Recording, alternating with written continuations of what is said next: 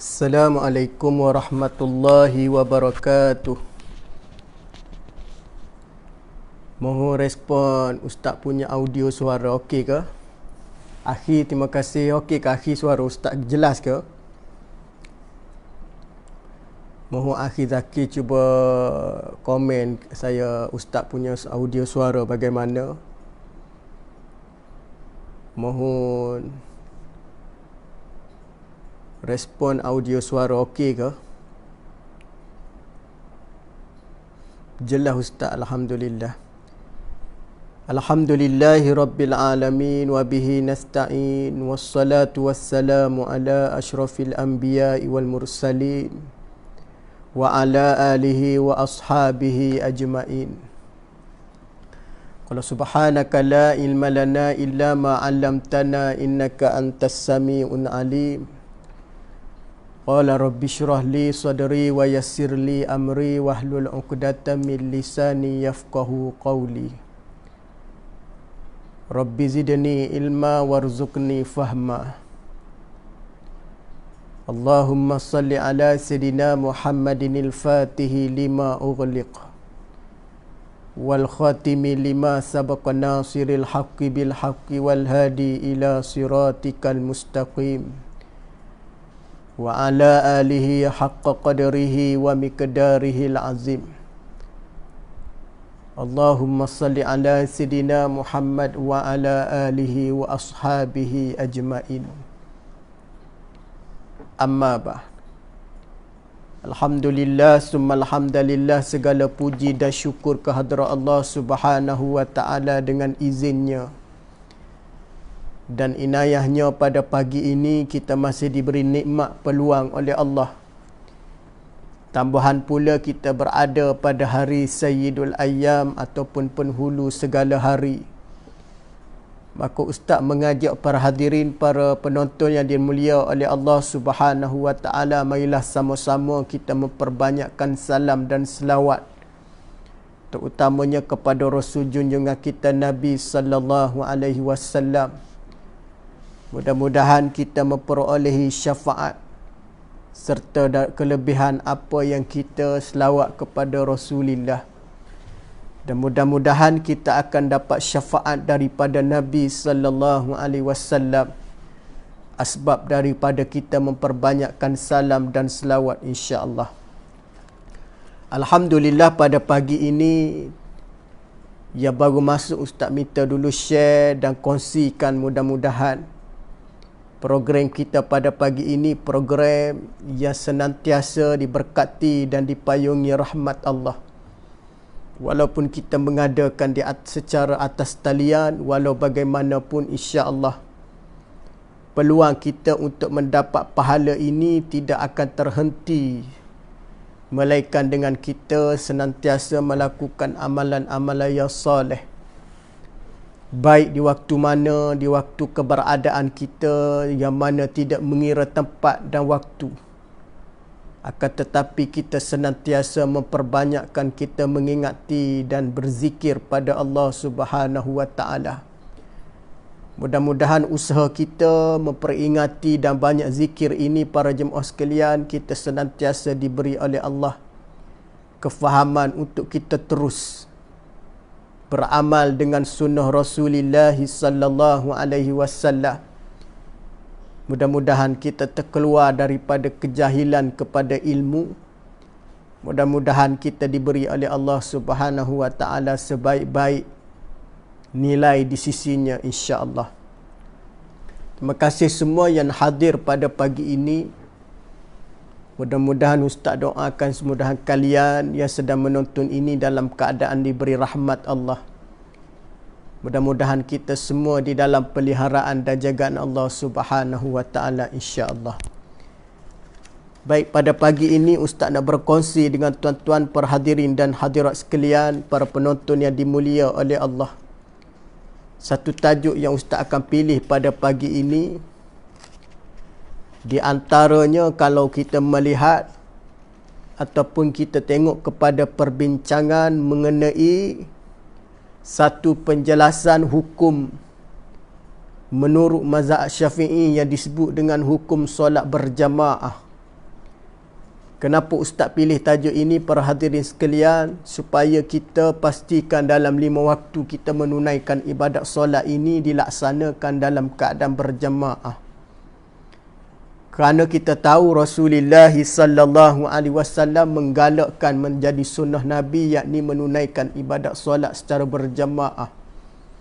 Terutamanya solat-solat fardu yang sudah pasti menjadi amalan kepada Nabi dan para sahabat Nabi sallallahu alaihi wasallam. Bahkan kalau kita melihat para ulama memberi penekanan dalam menunaikan ataupun melaksanakan solat 5 waktu ini secara berjamaah. Maka sebelum kita masuk kepada perbincangan pada pagi ini, mohon kepada para jemaah sekalian, insya-Allah mudah-mudahan ada ruangan di typing tu, boleh kita type sama-sama kita faham. Mudah-mudahan sahabat kita dapat memahami apa yang kita bincang pada pagi ini, insya-Allah. Sebelum kita ataupun kita nak melakukan ibadat solat yang disebut dengan solat berjamaah ini, sidang perhadirin sekalian, ada beberapa perkara yang perlu kita fahami.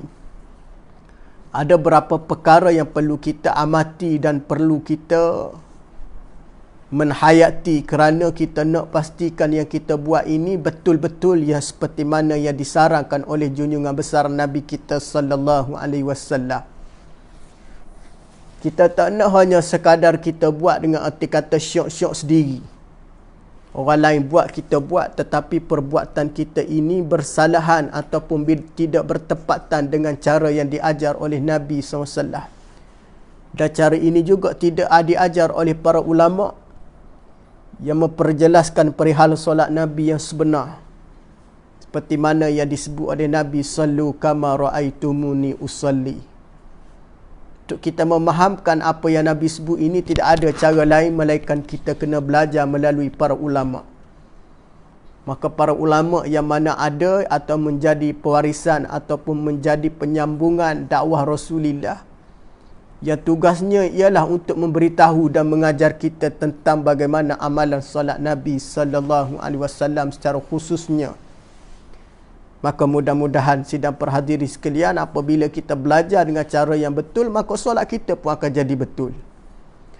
Maka sebelum kita nak menunaikan ibadat solat, sebelum kita nak benar-benar solat kita ini diterima, maka kita kena faham. Pertama yang disebut dengan takrifan solat berjamaah.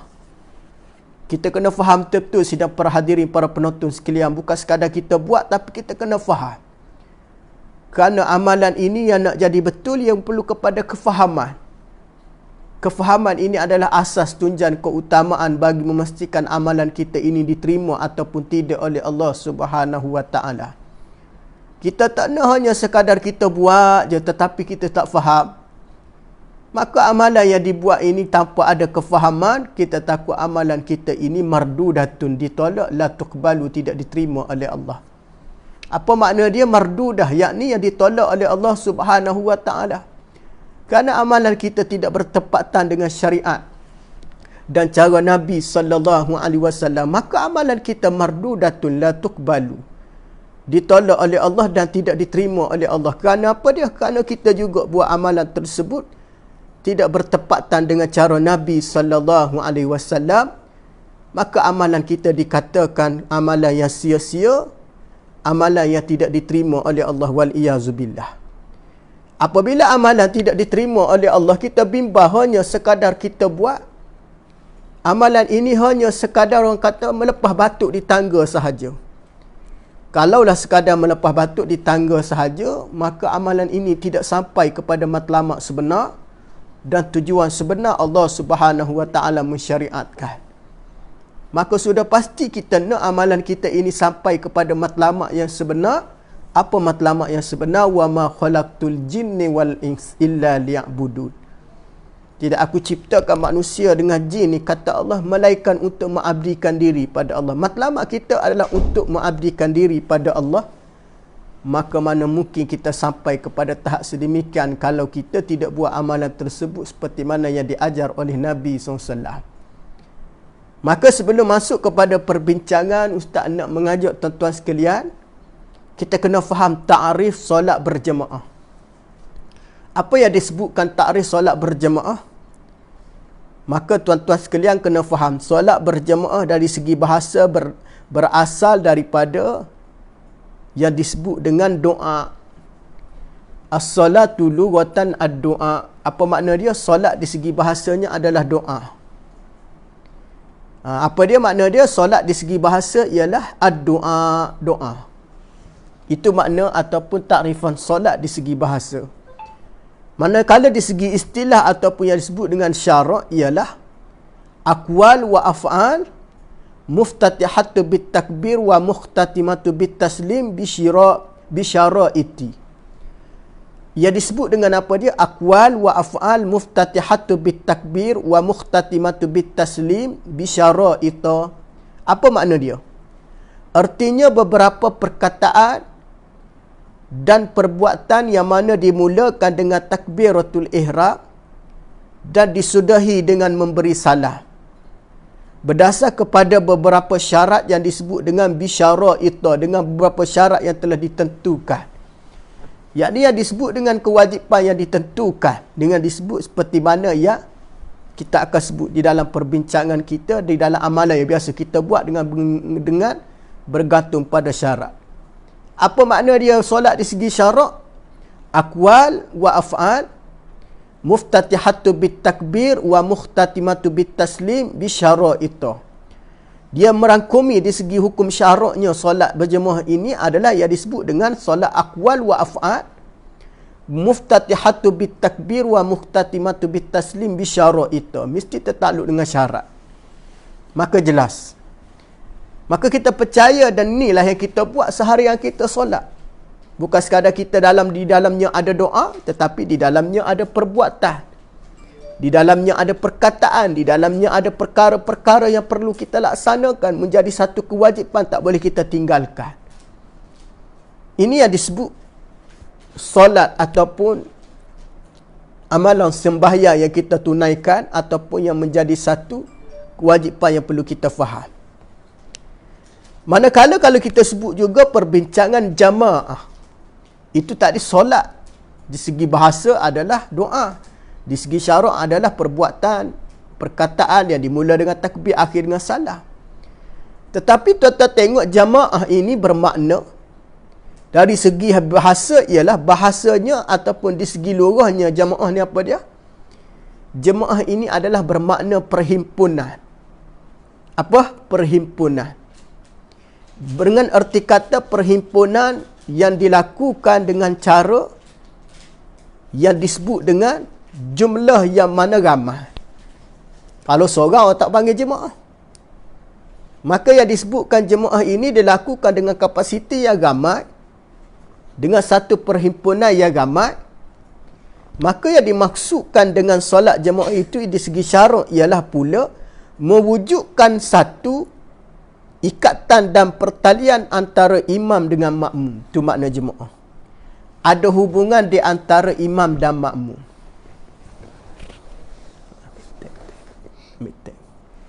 Ada hubungan di antara imam dan makmum. Maka dengan itu dinamakan jamaah. Kalau tak ada ikatan imam dan makmum, maka tak nama jemaah. Maknanya kalau ada ramai sekalipun tapi solat sorang-sorang, maka dia tak nama jemaah juga. Jemaah ini adalah mesti wujud ikatan di antara imam dan makmum. Maka itu namanya jemaah. Itu jelas Maknanya perlu kita faham jemaah ini tak boleh dilaksanakan ataupun mesti ada jemaah yang mengikuti. Tak boleh kita kata pergi masjid saja tapi semayang sorang-sorang. Tak nama jemaah. Kerana jemaah itu bermakna ada pertalian antara imam dan makmum. Itu yang kita kena faham betul-betul lah tu. Baik. Oleh yang demikian, solat berjemaah itu akan terhasil dengan seorang imam dan seorang makmum. Maknanya solat jemaah boleh dikatakan boleh berlaku dengan sebab ada seorang imam dan seorang makmum. Maknanya ada seorang imam, ada seorang makmum, maka tu namanya jemaah. Maknanya ada seorang jadi imam, ada seorang jadi makmum. Tapi kalau dua-dua jadi imam, maknanya dua-dua semayang sorang, maka tak nama jemaah. Maka walaupun jumlah kapasitinya ramai, semua masing-masing semayang sendiri. Sebelum ni sendiri. Contohnya dalam masjid ada 5 orang. Semua semayang sendiri. Seorang duduk sebelah sana, seorang duduk sebelah ni, seorang duduk belakang, seorang duduk depan. Maka tidak dinamakan jemaah. Walaupun ada lebih pada 5 orang, sedangkan jemaah berlaku ialah kerana ada pertalian di antara imam dengan makmum, walaupun seorang imam, seorang makmum, nama jemaah. Faham maksud dia? Jangan kita kata mari masjid itu terus dapat jemaah. Tidak. Kadang-kadang datang masjid itu tak dapat jemaah pun kerana semayang sorang-sorang. Tapi yang datang tu satu kebaikan. Yang tidak ada kebaikan kerana tidak mengisi ruangan di dalam ibadat solat itu berjamaah. Dia datang masjid Syaumedah tapi buat sorang-sorang, maka dia tidak namakan jamaah. Yang tu kita kena jelas betul-betul. Supaya kita pastikan kita faham maksud jamaah, yang mana perlu di dalamnya ada imam dan ada makmum. Maka dengan ada seorang imam dan seorang makmum, maka wujudlah yang disebut dengan jamaah. Faham maksud dia? Tak ada imam, tak ada makmum, hanya imam semua jadi imam. Ataupun kita kata ini semua semayang sorang-sorang, masing-masing nak cepat, masing-masing nak habis cepat, maka tak ada ruangan untuk dia berjemaah, maka tak wujud solat berjemaah.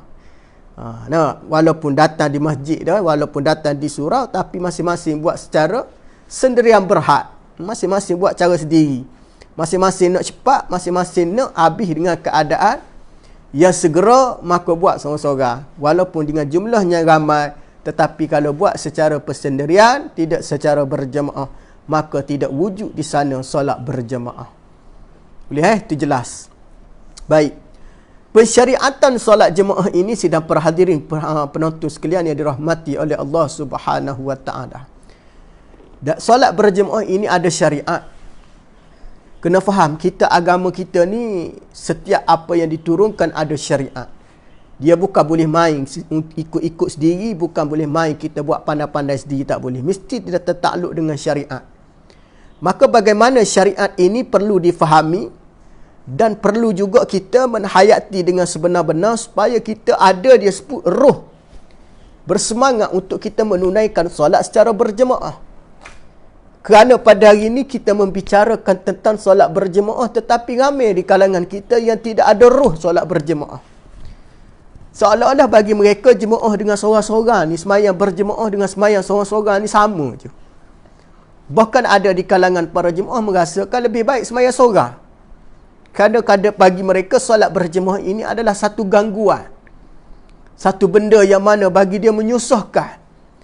Dengan nak datang masjidnya, nak datang suraunya, dengan nak bawanya, dengan keadaan macam-macam. Tama-tama pula ada setengah tempat kena bawa sejadah, bawa pakai mask. Banyak bagi dia kata macam-macam korenah dia. Maka dengan sebab korenah itu dia merasakan membebankan. Jadi tuan-tuan sekalian, jangan kita jadikan alasan dengan sebab pakai mask, bawa sejadah, dengan sebab kita tak boleh hari ni, dengan erti kata seperti mana, nak datang tak bawa apa-apa, tak pakai face mask dan sebagainya. Jangan jadikan itu sebagai bebanan. Bahkan kalau kita melihat, ada di kalangan kita berkesanggupan pun kadang-kadang nak pergi ke tempat yang mereka suka kan. Bukan sekadar pakai face mask, kadang-kadang berbayar dengan tiket pun masuk. Kerana keinginan kita suka kepada sesuatu perkara, dengan sesuatu, orang panggil apa dah, mengikut kehendak kita, maka segala urusan jadi mudah. Yang jadi payah tu kadang-kadang, yang jadi payah ni sidang perhadirin sekalian, kerana kita tidak ada dalam diri kita rasa minat. Cuba kita minat dengan solat berjemaah ni. Maka dengan sebab pakai fismah, bawa sejadah tu, bagi kita tak rasa bebanan lah. Macam Ustaz sebut tadi lah, macam orang minat. Macam orang gembira, orang suka ke suatu amalan, suatu hiburan dan sebagainya. Usah kau kata pakai fismah, bawa sejadah dengan berbayar dengan berbayar tiket pun masuk lagi kerana minat. Tetapi kita tak nak jadikan itu sebagai contoh, tetapi itulah realitinya.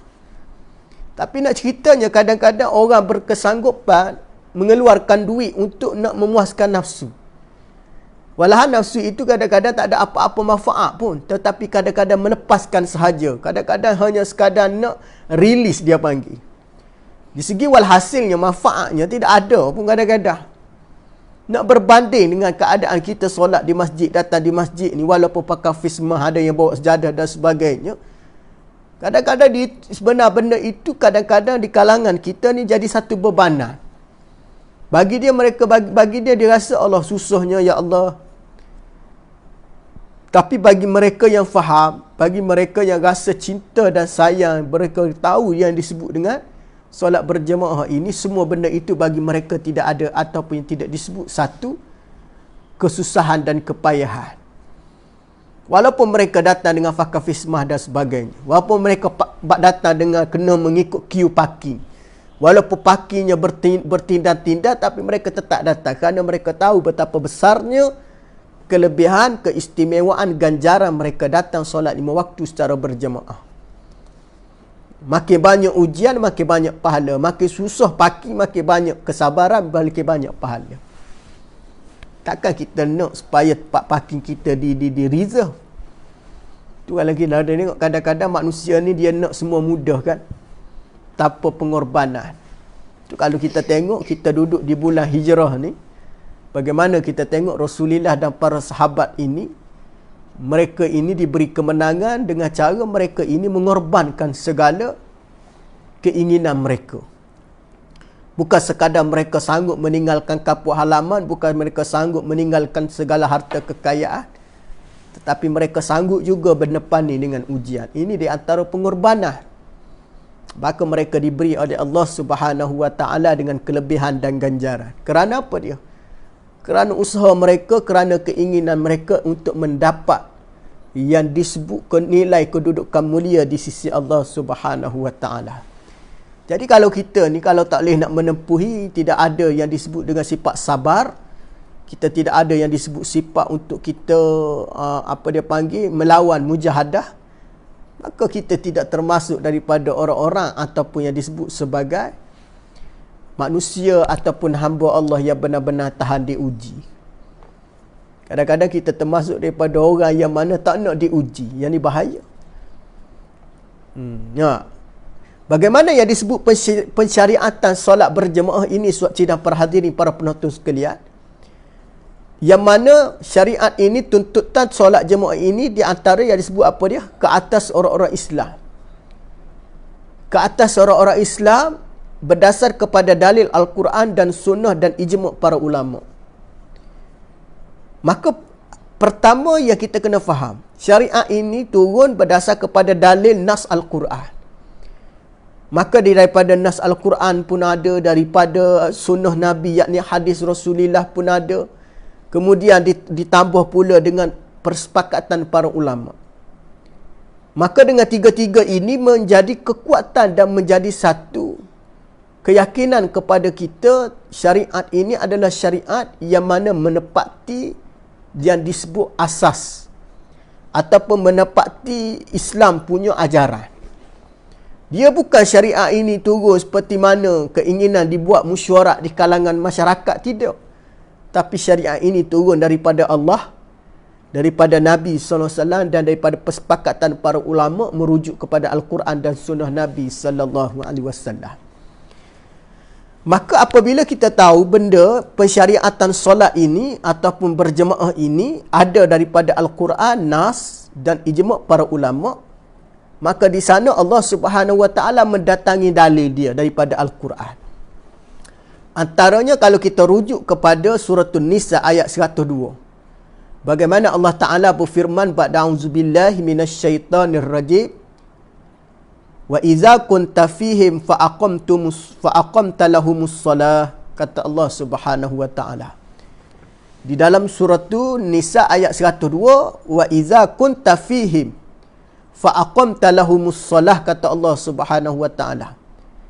Artinya, dan apabila kamu, yakni Muhammad, berada di tengah-tengah, yakni di tengah-tengah mereka, yakni para sahabatmu, lalu kamu hendaklah mendirikan solat, yakni secara berjamaah bersama-sama mereka. Ini dalil. Ini satu syariat yang diturunkan oleh Allah kepada Nabi sallallahu alaihi wasallam. Wa iza kunta fihim fa aqamta lahumus shalah. Apabila kamu berada di tengah-tengah mereka bersama dengan para sahabatmu ya Muhammad, hendaklah kamu mendirikan solat berjemaah bersama-sama mereka. Ini di antara dalil ya Allah Subhanahu wa taala mengajar Nabi kita sallallahu alaihi wasallam supaya mendirikan solat secara berjemaah, yakni secara ada imam dan ada makmum. Maka ayat ini para ulama tafsir menyebut adalah perintah sembahyang berjemaah, sama ada pada ketika ketakutan, sama ada di dalam peperangan. Maka sudah tentu dalam masa aman dituntuti. Masa berperang pun digalakkan berjemaah, cuma dia adalah sembahyang dalam keadaan syiddatul khauf. Sebahagiannya yang solat, sebagainya menunggu, sebahagiannya dalam keadaan menjaga barang dan sebagainya. Tapi di sana ada ayat yang menuruti ataupun diturunkan waktu berperang, waktu susah, bagaimanapun solat berjemaah. Apatah lagi macam kita ni waktu senang. Apatah macam kita ni para jemaah sekalian, waktu kita ni semua ada, tidak ada halangan dan tentangan, tidak ada dia punya cabaran. Maka sudah pasti ni kita lagi lah kena solat berjemaah. Kerana Nabi SAW pun sendiri diturunkan, disyariatkan berjemaah.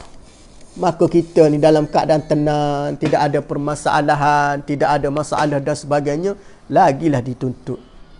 Ini di antara syariat yang diturunkan oleh Allah Subhanahu wa taala melalui dalil Al-Quran dalam surah An-Nisa ayat 102. Tuan-tuan kalau ada kesempatan belik Quran, tengok ayat surah An-Nisa ayat 102 mengenai syariat tentang mendirikan solat secara berjemaah, seperti mana yang diajar dan yang disebut oleh Nabi sallallahu alaihi wasallam. Apa dia? Mendirikan solat secara berjemaah. Ini di antara tuntutan Rasulullah sallallahu alaihi wasallam melalui firmanullah surah An-Nisa ayat 102, wa idza kunta fihim fa aqamta lahumus shalah. Maka apabila kamu ya Muhammad berada di tengah-tengah mereka, yakni sahabat kamu, maka hendaklah mendirikan solat secara berjemaah bersama mereka. Jangan buat solat seorang-seorang. Ini di antara syariat yang diturunkan oleh Allah kepada Nabi SAW tentang penekanan di dalam mendirikan solat ini mesti secara berjemaah.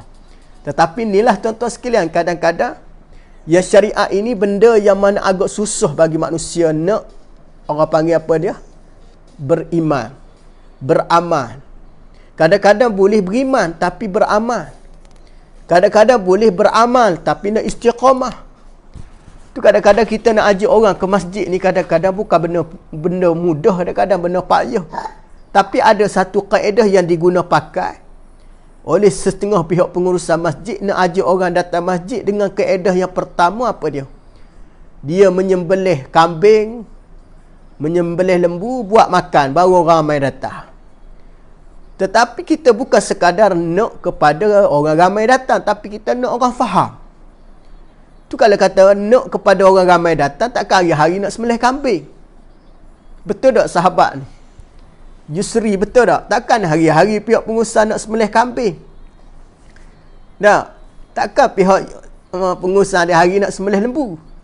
Tu bagaimana pihak pengusaha ini kena bagi kefahaman, kempen bagaimana nak suruh para jemaah ini bersemangat untuk datang supaya mereka istiqamah mengekali dengan 5 waktu berjemaah.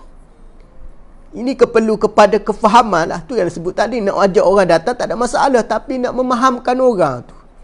Sebab kerja kefahaman ini adalah kerja yang mana agak mulia.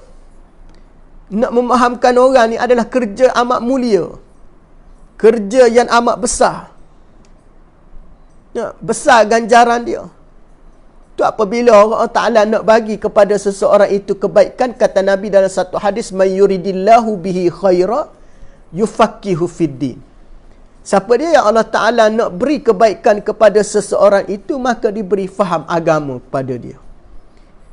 Jadi nak dapat kefahaman agama ni bukan benda mudah. Dia perlu kepada usaha kita nak faham agama. Kena cari kefahaman dengan datang majlis ilmu, dengan menghadiri kuliah di pengajian di masjid dan di surau, atau pengajian-pengajian di tempat-tempat yang mana pengajian secara khusus.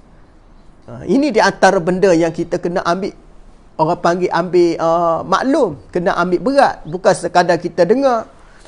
Macam ustaz buat secara online pada pagi ni, kebetulan free, tak boleh, makna ada masa, buat secara online. Tuan-tuan yang menonton bolehlah buat penambahbaikan. Tapi sebenar-benarnya kita mesti keadaan hadirkan dalam majlis ilmu. Maka mudah-mudahan kita hadir majlis ilmu bukan sekadar kita faham, tapi kita diberi ganjaran pahala oleh Allah Subhanahu Wa Taala. Yang disebut menghadiri halaqat zikrullah. Menghadiri satu kumpulan, satu kelompok yang mengingati Allah Subhanahu Wa Taala. Maka ayat yang kita baca, yang kita dengar tadi adalah ayat surah An-Nisa ayat 102. Ayat ini memerintah kepada kita mengenai solat berjemaah dalam waktu ketakutan. Tambahan pula di waktu kita tak takut lagi lah yang digalakkan oleh Islam, yang disuruh oleh Allah Subhanahu Wa Taala. Maka yang kedua, dalil sunnah, yakni hadis Nabi sallallahu alaihi wasallam ustaz sebut tadi adalah dalil daripada Quran, daripada Allah Subhanahu Wa Taala. Surah An-Nisa ayat 102. Kalau boleh tolong rekod, tolong tanda, dan ada peluang cuba buka dalam Al-Quran surah An-Nisa ayat 102 mengenai syariat solat berjemaah. Nampak? Yang ada di ruangan komen boleh tulis untuk kawan-kawan kita take note kan benda tu.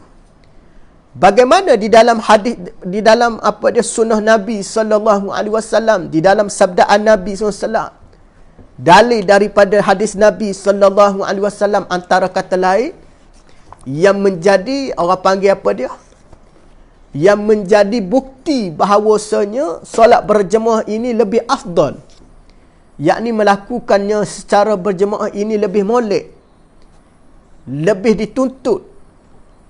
Dalil daripada hadis Nabi sallallahu alaihi wasallam, dalam satu hadis kata Nabi apa dia? Salatul jama'atu afdalu min salatul fazi bisib'in wa ishrin. Bisib'in wa ishrina darajah. Apa kata Nabi? As-salatul jama'atu afdalu min salatul fazi bisib'in wa ishrina darajah. Rawahul Nasa'i dan Abu Daud. Bagaimana kata Nabi sallallahu alaihi wasallam? Dalam setengah riwayat lain ada menyebut wa fi riwayatin bi khamsina darajah. Rawahul Bukhari wa Imam Ahmad. Bagaimana maknanya? Baginda Nabi sallallahu alaihi wasallam pernah bersabda, solat berjemaah lebih afdal daripada solat seseorang diri ataupun persendirian berhad. Jelas yang tu as-salatul jama'atu afdalu min salatul faz. Solat berjemaah itu lebih afdal berbanding solat seorang diri. Daripada solat seorang diri, yakni solat seorang-seorang lah.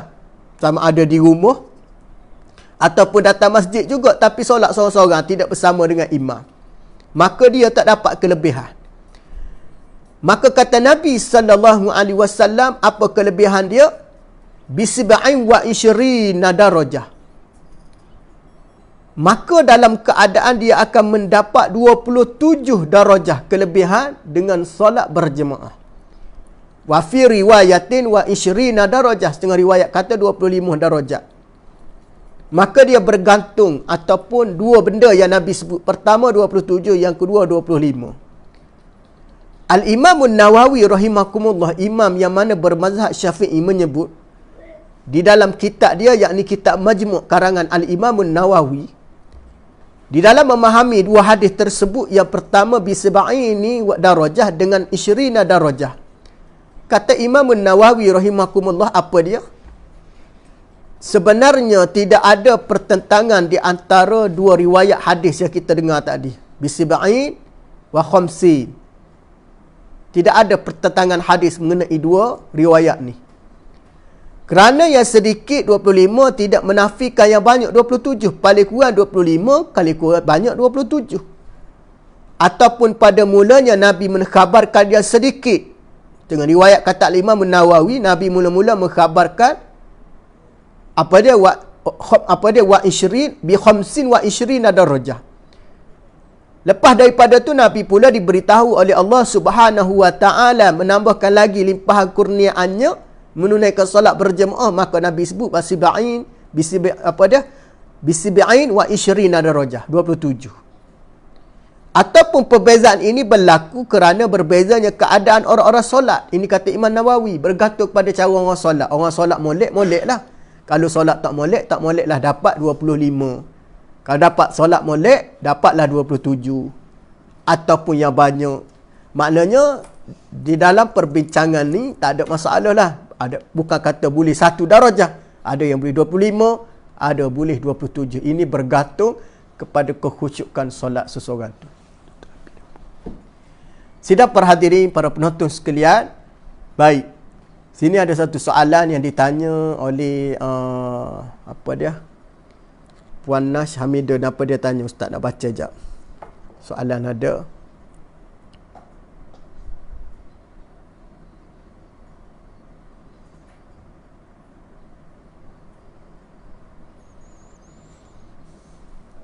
Baik, ada soalan boleh tarik di ruangan komen. Ustaz nak jawab dua soalan tu, insya-Allah.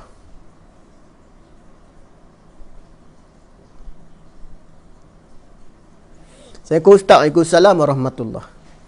Minta izin tanya, jika sah solat tak sempurna, perlu ke ulang solat? Maksudnya tak lurus dan bengkok. Terima kasih. Baik, antara perkara yang perlu kita ambil cakna, antara hadis Nabi SAW menyebut sawu sufufakum fa inna taswiyatus sufu min tamamis solah. Luruskan saf, rapatkan saf, kerana saf yang lurus dan rapat itu adalah kesempurnaan solat. Jadi persoalan yang ditanya, jika sah ni tak sempurna, dengan erti kata tak lurus lah. Tapi tak lurus tu tengok pula. Kalau orang yang duduk pada sah yang tak lurus, tapi sedangkan dia menghadap kiblat, maka sah solatnya, tak perlu ulangi. Tapi kalau dia duduk dengan sah tak lurus, sampai dia tidak mahalakan dadanya ke kiblat, contohnya kiblat kau ni, semua orang ikut kiblat kau ni, tiba-tiba dia duduk sengit tak lurus, sampai dia tidak duduk dalam keadaan sebetul-betul dengan kiblat, maka tak sah. Maka apabila bengkok ini, dia melihat bengkok tu kenapa? Sebab rasa tu memang jenis sah bengkok ke, ataupun ada setengah tempat tu sah dia jadi sengit gini, kerana dengan sebab kiblat dia dah jadi sengit. Kiblat betul, tapi kedudukan masjid tu jadi gini.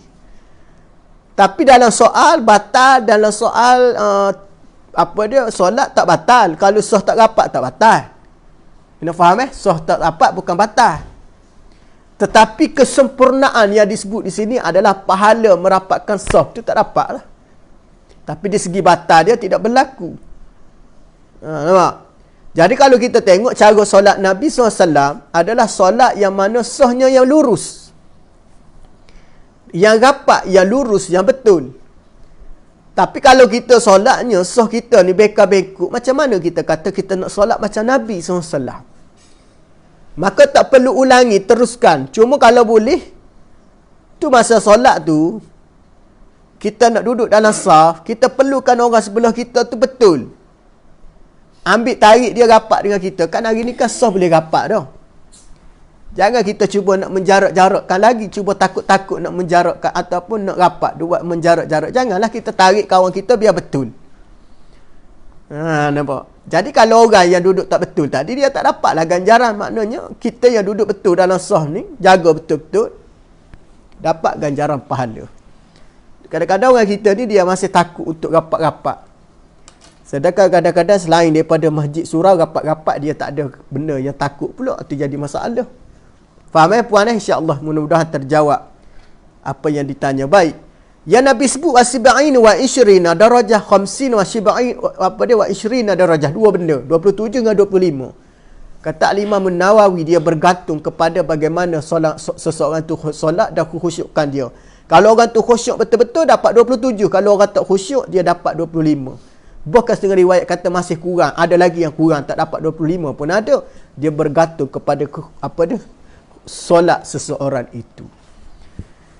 Dalam setengah riwayat juga ada menyebut kadang-kadang solat seseorang itu kurang daripada 25. Kerana apa dia? Tidak menepati di antaranya untuk layak dapat 25. Tapi walau bagaimanapun, dia akan lebihlah berbanding dengan solat seorang. Hatta sekalipun dia solat seorang berjemaah itu kekurangan di segi khusyuk dia. Walaupun dia solat berjemaah itu ataupun solat seorang itu bagi dia, mereka merasakan itu khusyuk. Masih kurang lagi pahala solat seorang diri berbanding berjemaah. Ini dari antara benda yang perlu kita faham lah. Yang mana yang disebut bilangannya, ia bergantung bagaimana sedikit ataupun banyak. Maknanya bergantung kepada cara kita lah. Solat betul dapat lebih, solat lebih kurang dapat lebih kurang lah.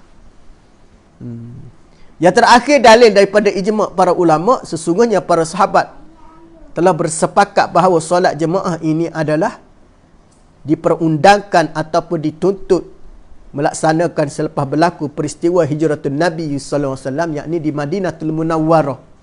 Di Mekah ni tak jadi syariat lagi kerana di Mekah ini mendapat tentangan, mendapat halangan, mendapat dia sebut apa dia cubaan untuk menggagalkan Nabi sallallahu alaihi wasallam.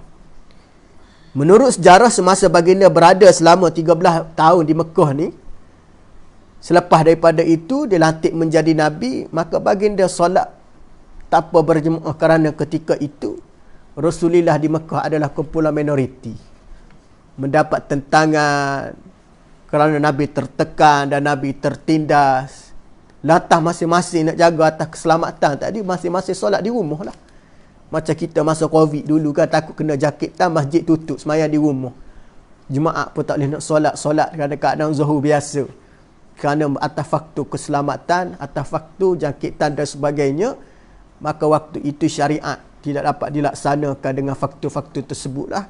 Sama juga di zaman Nabi 13 tahun di Mekah tadi, kerana Nabi ditindas, Nabi dimusuhi, Nabi diserang, Nabi diugut untuk dibunuh dan sebagainya. Maka para sahabat tadi untuk menjaga kemaslahatan yang disebut maqasidus syariah, jaga nyawa dan sebagainya, maka masing-masing solat di rumah.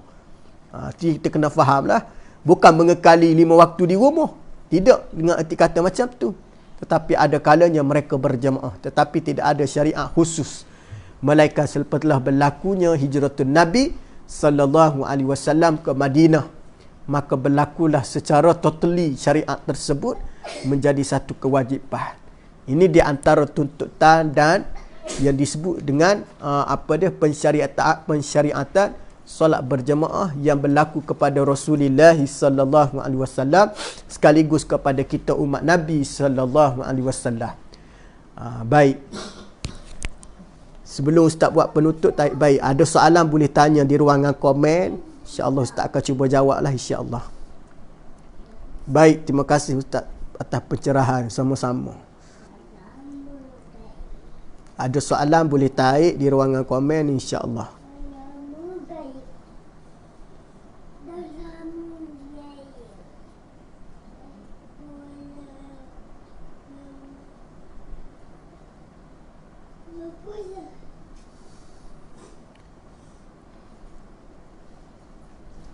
Alhamdulillah jelas.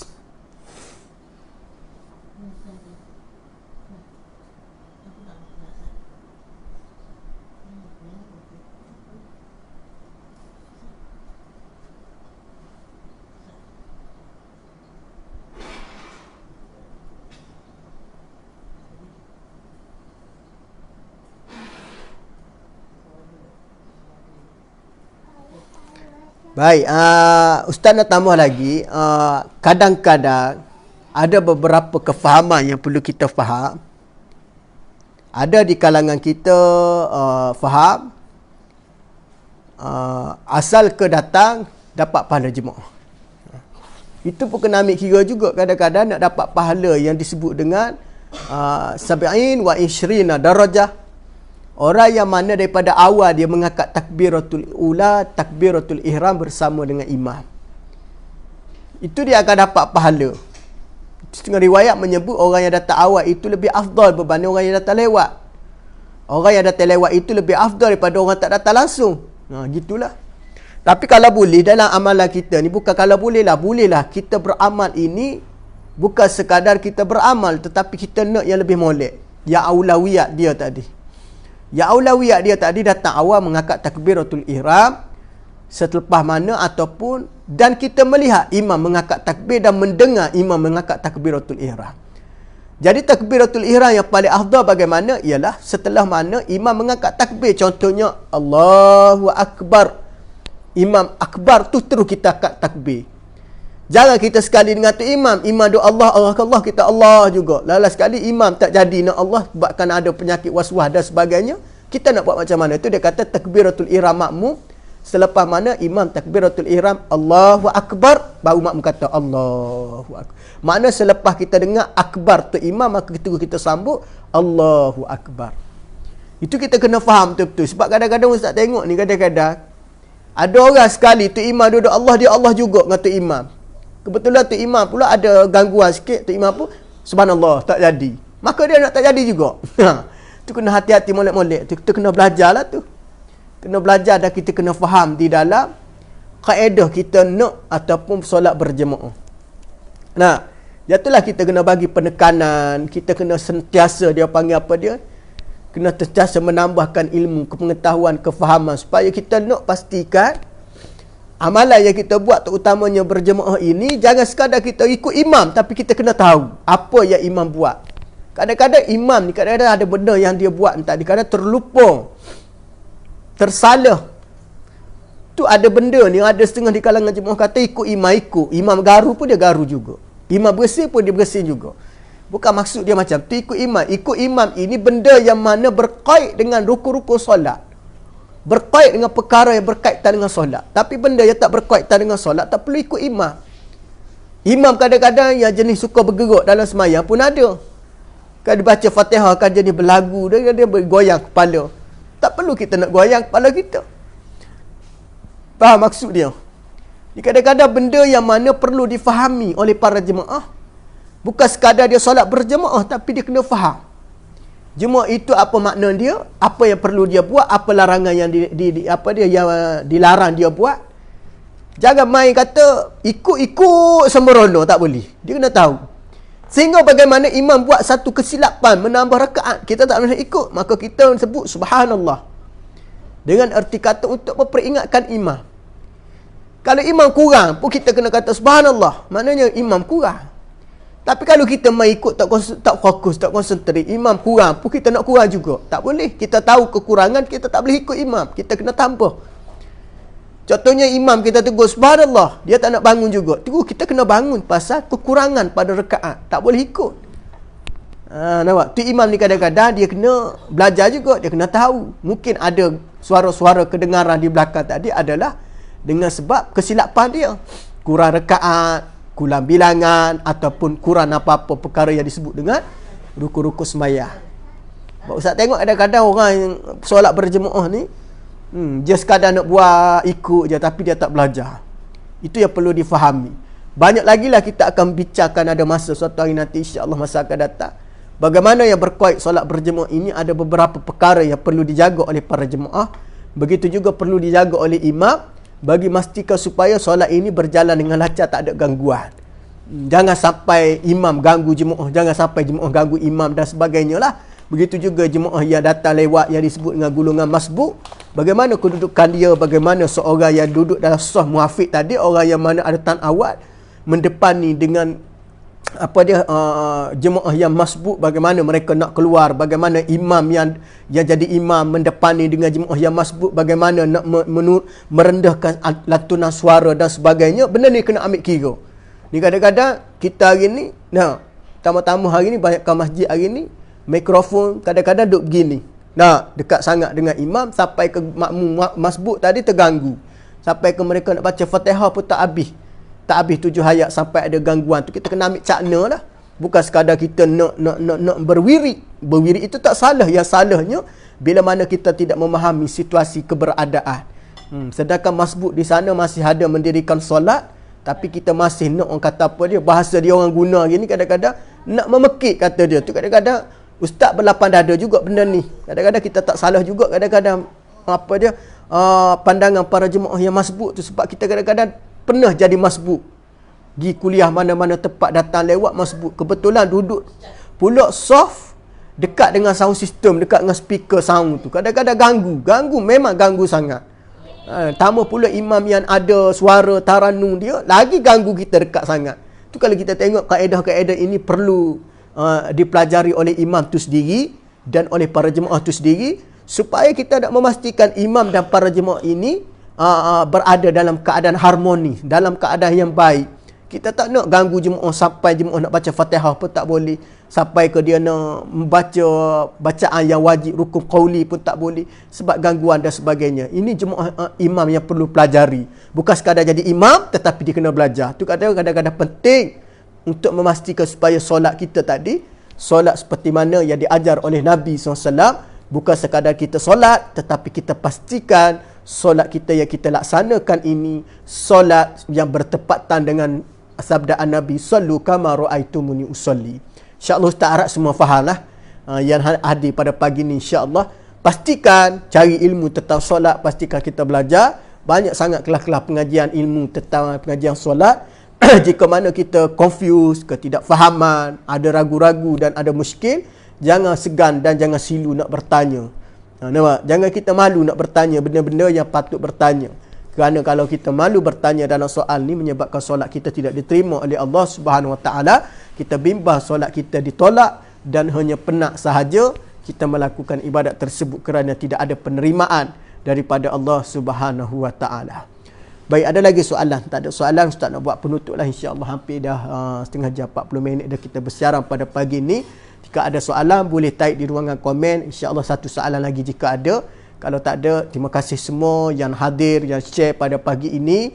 Mungkin atas kesibukan tuan-tuan, tapi masih ada kesempatan untuk sama-sama share perkongsian pada pagi ini di dalam kuliah duha kita secara online. InsyaAllah Ustaz yakin dan percaya usaha tuan-tuan semua ini diberkati oleh Allah Subhanahu Wa Taala. Dan Ustaz percaya juga mudah-mudahan usaha kita ini senantiasa diberi oleh Allah dan difahamkan oleh Allah Subhanahu Wa Taala. Tidak ada lain melainkan hanya semata-mata untuk kita mendapat keredaan dan keberkatan di dalam kita hidup, tambah-tambah pula di dalam kita mencari ilmu, insya-Allah. Baik, ada lagi soalan?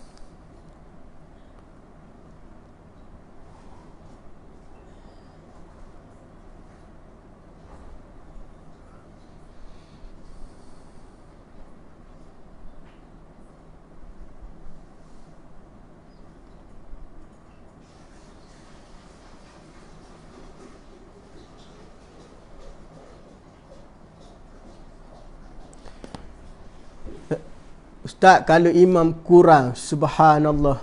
Kalau imam terlebih, contohnya sujud makmum bagaimana? Baik.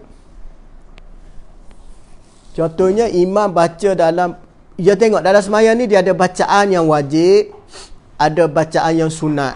Bacaan yang wajib kita kata rukun qauli, perkataan Fatihah.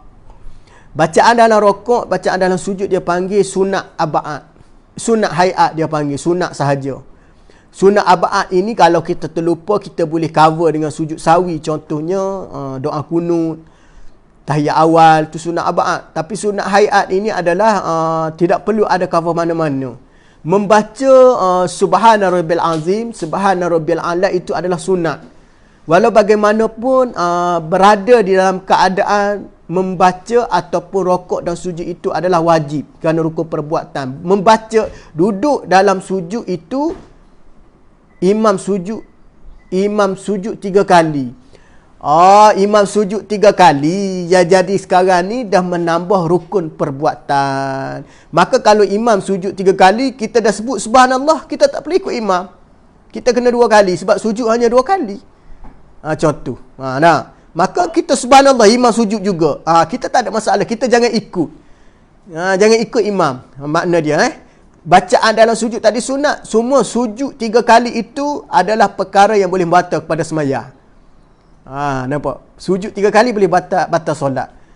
Kita yang tahu, kita jangan sujud. Kita tunggu. Kita tunggu imam bangun pada sujud. Maka kita yang tahu tadi, kita kena kata apa dah? Subhanallah. Tiba-tiba imam jenis tak dengar. Ada imam jenis tak dengar. Dia sujud juga. Maka subhanallah kita tadi, kita jangan ikut. Jangan kita subhanallah, imam sujud, kita sujud juga. Tak boleh. Dia panggil kita pun kita mengikuti kesilapan imam. Tak boleh, kita jangan ikut kesilapan imam. Faham maksud dia? Puan insya-Allah. Baik, okey. Maknanya gitu. Banyak berlaku tu. Banyak berlaku. Imam sujud 3 kali. Kadang-kadang biasalah. Ujian. Kadang-kadang gaji lewat. Masuk pun. Kadang-kadang sujud 3 kali. Kadang-kadang kena potong gaji pun sujud 3 kali. Ni antara imam-imam lah. Makmum auto ikut. Biasa makmum ni kebanyakan macam tu lah. Kerana makmum ni ragu-ragu juga. Tu kadang-kadang perlu kita solat berjemaah tu. Kadang-kadang kita perlu solat jemaah tu. Kerana imam ni kadang-kadang kita manusia kan. Manusia ni ada sifat pelupa, ada sifat terkadang terkurang, terlebih.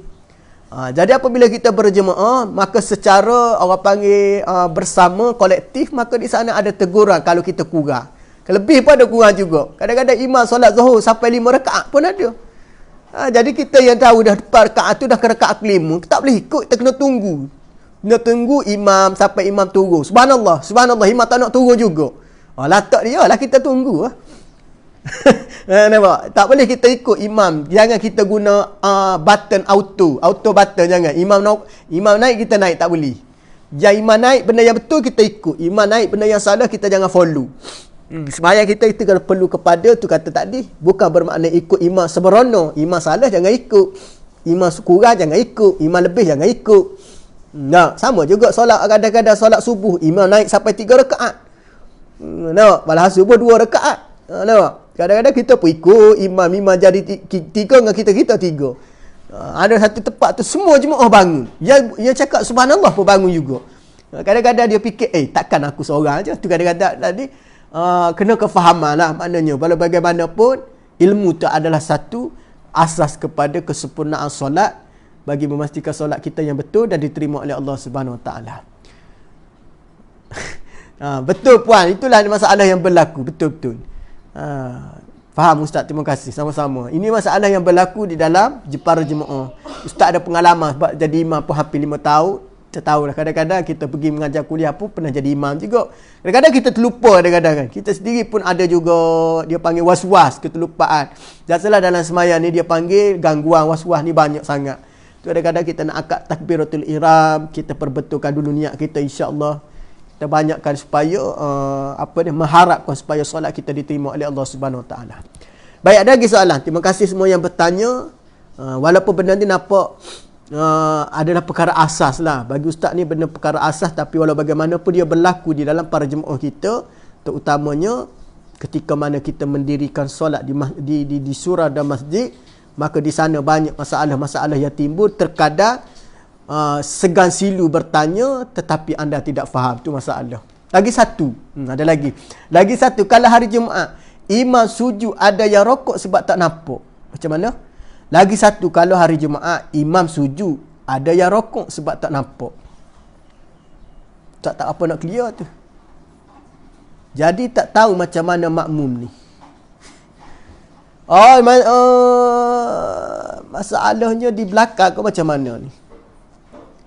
Imam sujud ada yang rokok sebab tak nampak. Ya tu kadang boleh kita kena pertama pagi Jumaat, subuh pagi Jumaat sujud sejadah, betul sujud sejadah. Ustaz ingat sembahyang Jumaat. Okey, sujud sejadah. Terima kasih Aki Zaki, tolong perbetulkan.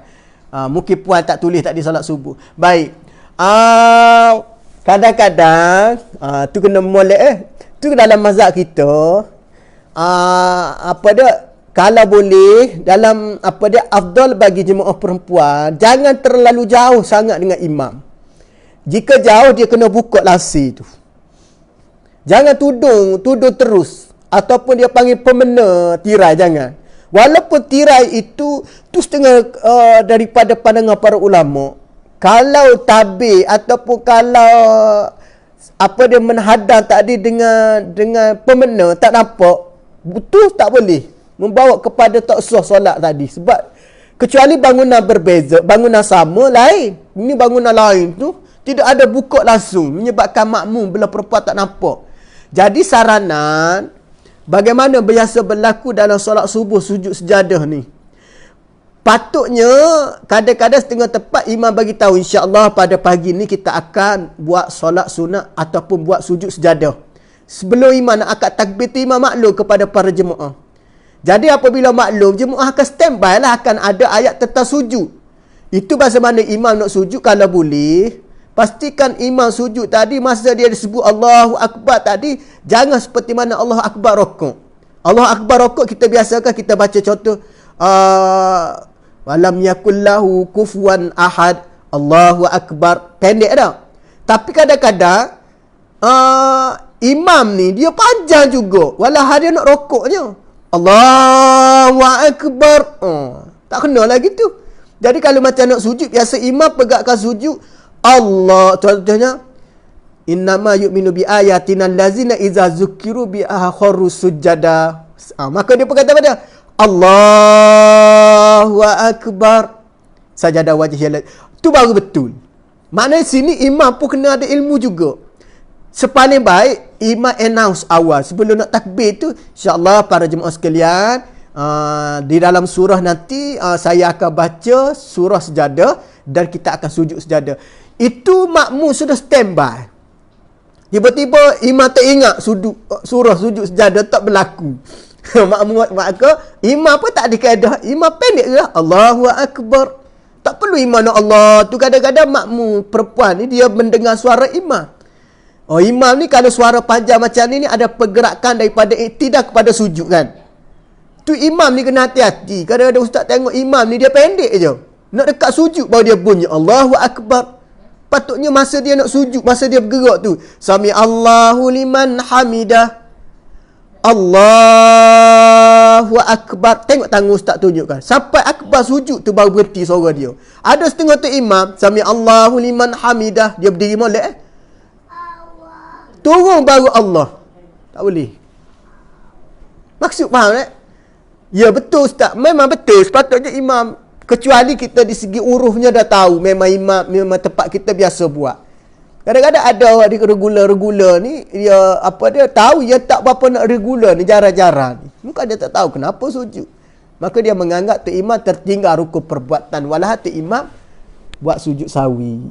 Apa dia membaca sujud sejadah. Nak baca ayat sujud sejadah kan, kenalah sujud. Inilah yang berlaku lah. Betul lah, ilmu ni kan perlu kita belajar. Kalau tak belajar kita tak tahu insya-Allah. Ini yang banyak berlaku lah. Ustaz tengok banyak juga. Kadang para jemaah tak tujuk pun ada. Dia duduk rokok. Ada juga. Dia kata apa nak sujud, tak iman terlupa kot. Walau dia tak tahu. Nampak? Tu kena hati-hatilah. Molek-molek lah benda ni. Okey, baik. Ada lagi soalan? Ada lagi? Kalau tak ada, terima kasih banyak Ustaz di atas. Okey, terima kasih semua. Akhir zakir yang Hudi share pada pagi ini, apa yang baik datang daripada Allah, yang kurang kelemah pada diri saya mohon kemaafan. Mudah-mudahan kita semua diberi kefahaman oleh Allah Subhanahu Wa Taala. InsyaAllah. Wallahu a'lam. Auzubillahi minasyaitonirrajim. Bismillahirrahmanirrahim. Allahumma faqqih fid din wa alimhu ta'wil. Allahumma ihdinas siratal mustaqim minan nabiyyin was-siddiqin wasyuhada'i was-salihin wa hasuna ulaika rafiqa ya arhamar rahimin. Alhamdulillahirabbil alamin. Assalamualaikum warahmatullahi wabarakatuh.